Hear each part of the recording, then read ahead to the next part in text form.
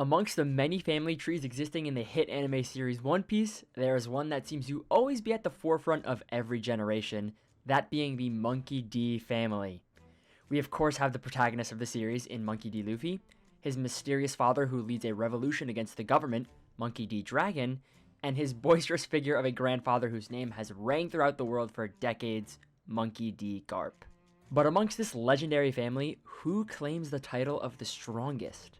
That's right, today we'll be breaking down the strength of these three characters and ranking them from weakest to strongest. And stick around to the end for a potential secret fourth Monkey D, who might make a case for the number one spot. Before we get to these rankings, let's establish some very simple rules I'll be following as I try to determine the strongest of the Monkey Ds. Number 1, we are ranking current strength levels.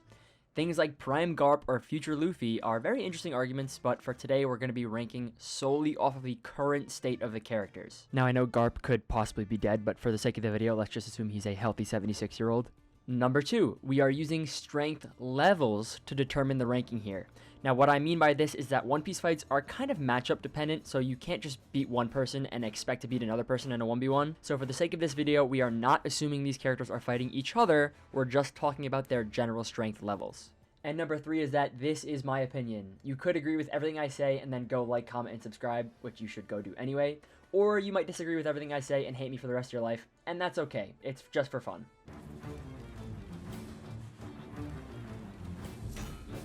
Starting off at number 3, we have perhaps the hardest member of the family to rank, that being Dragon. This is the pick I'm by far the least confident about because of the lack of screen time he has, which to me means I could totally be right or I could totally be wrong with all my estimates here. Dragon most definitely has a very good devil fruit considering Oda has teased that he has one in the first place, but he's withheld what that fruit exactly is for a very long time, so I just have this gut feeling he's waiting to reveal a super strong fruit for Dragon. But to be honest with you, that's kind of all he has going for him at this point in the story. Sure, he's related to two of the most stupidly strong monsters in the entire series with his son and his father, and Bloodline definitely carries importance when it comes to strength, especially considering Conqueror's Haki is something you have to obtain at birth and not something you can train to obtain. But I base a lot of my ranking of Dragon here with his narrative purpose in the story. To me, it feels like Oda is kind of pushing the story of Sabo succeeding Dragon in his effort to destroy the Celestial Dragons. We know Oda is a huge fan of showing us that the new generation characters are toppling the established order, and whether Dragon fans like it or not, Dragon is a part of that older generation established order. I'm not saying that he's going to suffer a crushing defeat to his empire like Kaido or Big Mom did, but it definitely seems like Sabo's going to be taking the spotlight for all things revolutionaries in the future, which leads me to believe that a Dragon who's taking a backseat is a Dragon who's not as strong as we probably think he is. Another thing that I use to determine the mysterious level of strength that Dragon carries is Blackbeard. I think Blackbeard is probably the most knowledgeable pirate in the series when it comes to other characters, and when Blackbeard is nervous to enter Wano after the Straw Hats took down the Onigashima Alliance, he's scared to confront Shanks at numerous points in the story, yet decides to absolutely demolish the revolutionaries' base with almost no hesitation. It definitely does not bode well for Dragon's apparent level of strength. At the very least, it means he's not on the same level as Shanks, which I think we all anticipated anyway, but it kind of takes him out of this conversation for the number 2 or number 1 spots on this list. I'm going to go ahead and say his notoriety and alleged high bounty come from his level of influence and threat to the world's order rather than his strength, which leads me to comfortably place him at number 3 of the Monkey Ds.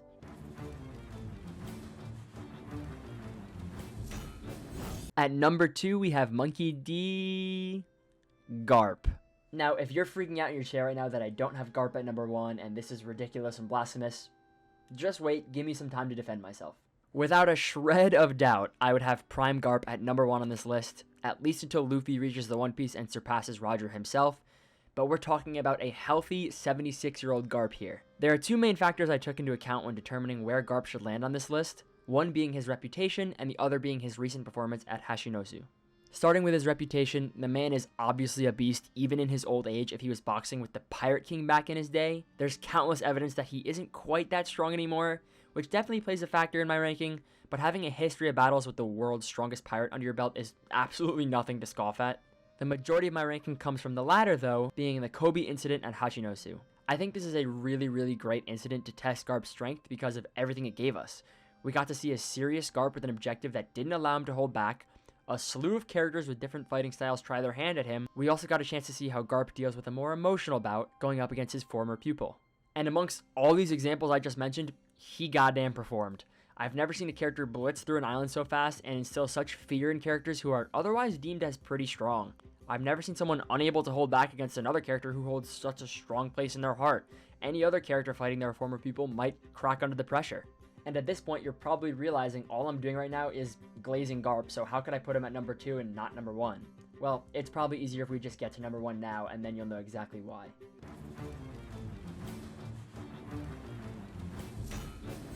It's not that Garp isn't strong, and it's not that he couldn't potentially be number 1.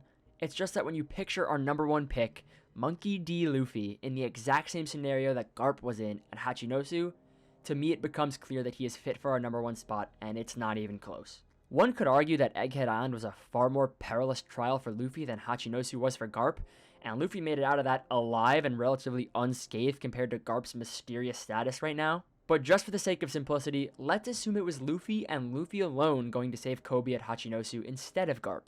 The first barrier to clear would be the entrance, which Garp absolutely nailed with Galaxy Impact, an attack that people are saying is the strongest in the entire series.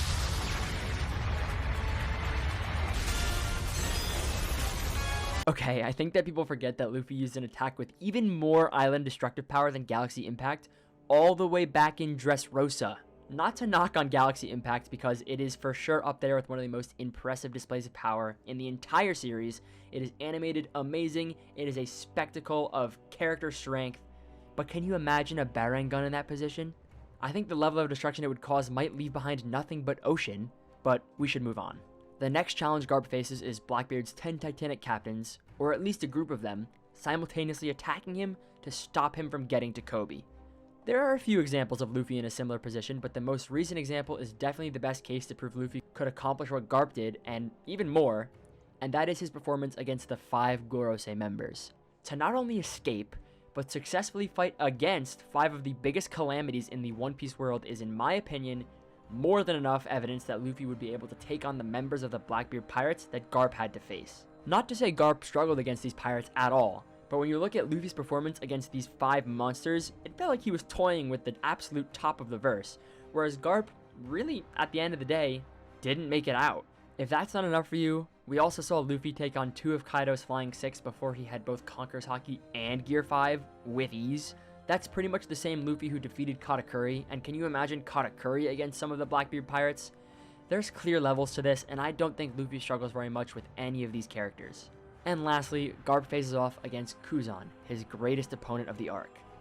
Luckily for us, Luffy was simultaneously taking on Kizaru, a Marine Admiral of Kuzan's previous rank. Now, I'm totally not going to sit here and say Kuzan and Kizaru are the exact same strength. In fact, I think Kuzan is probably a little bit stronger than Kizaru is. But when the only reason Luffy went down against Kizaru is his own limitations to Gear 5 and not a single harming blow from Kizaru, I have trouble believing that in a fight Luffy would lose to Kuzan unless Kuzan ran away for the entire time like Kizaru did to stall out Gear 5. And even if he did continue to run until Gear 5 ran out, that's only a testament to Luffy's power, considering Kuzan had no issue facing Garp head-on without any running tactics like that. And I know what you're all thinking, there is the case of Shiryu, who definitely interrupted the fight Garp was having against his former pupil, and this does throw a wrench into things, but I think my answer to this is that Luffy has future sight. I also always assumed Garp had it as well, considering all he has is his raw strength and his haki, so I just assumed he would naturally be up there. But after seeing him suffer a surprise attack like that, I'm not sure he has future sight. Whether Luffy would be able to dodge that attack from Shiryu or not will probably be never figured out. In my opinion, future sight takes care of it, but I think I've made enough of a case to defend my decision of Luffy at number 1 of the Monkey D's.